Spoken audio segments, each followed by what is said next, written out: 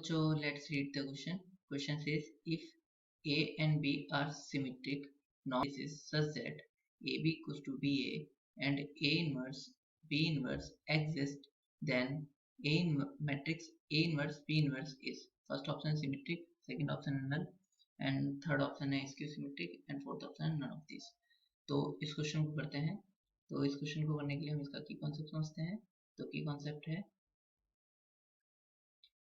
कोई symmetric matrix कौन सी होती है? सिमेट्रिक मैट्रिक्स वो होती हैं जिसका ट्रांसपोज जो उस मैट्रिक्स के इक्वल हो, मतलब A equal to A transpose अगर हो तो वो मैट्रिक्स सिमेट्रिक मैट्रिक्स कहलाती है. अगर A equal to minus A transpose हो तो इसकी सिमेट्रिक कहलाती है.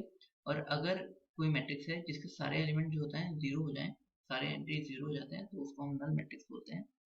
तो और उसको जीरो से रिप्रेजेंट कर लेते हैं, जीरो मैट्रिक्स से.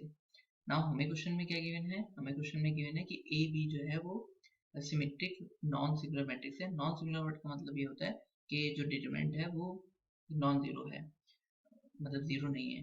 Determinant does not equal to zero. इसका मतलब ये है कि इन्वर्टिबल है और ए इनवर्स एग्जिस्ट करता है.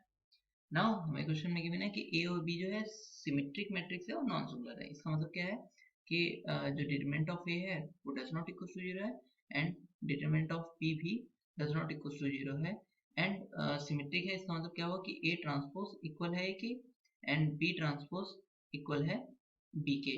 हमें पता ये करना है कि जो ए इनवर्स बी इनवर्स कैसी मैट्रिक्स है, और गिवन ये भी है कि A B equal to B है.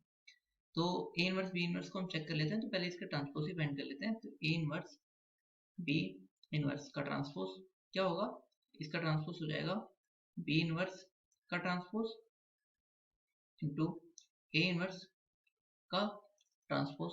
और यहाँ पर हम जो इनवर्स को और ट्रांसपोज को इंटरचेंज कर सकते हैं. तो ये हो जाएगा बी ट्रांसपोज का इनवर्स और यहाँ से हो जाएगा ए ट्रांसपोज का इनवर्स. यहाँ से हम जो इनवर्स को कॉमन लेते हैं, क्या होता है कि ए बी इनवर्स इक्वल होता है B inverse into A inverse के.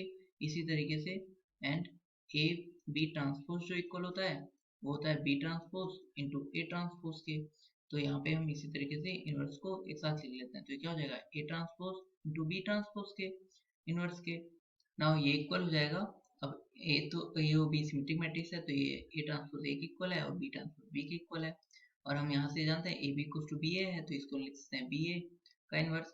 अब इसका इनवर्स लाएंगे तो ये हो जाएगा ए इनवर्स बी इनवर्स के इक्वल. तो इसका मतलब ए इनवर्स बी इनवर्स का ट्रांसपोज किसके इक्वल आ गया? ए इनवर्स बी इनवर्स के. इसका मतलब ये क्या हो गया? ए इनवर्स बी इनवर्स जो मैट्रिक्स है वो एक सिमेट्रिक मैट्रिक्स हो गई. ये इंप्लाइज ये करता है कि A inverse B inverse matrix A inverse B inverse is symmetric.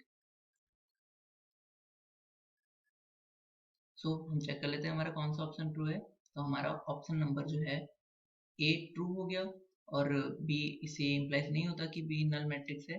So correct option is option number A, symmetric matrix. Hope you understood it well. Best of luck. Thank you.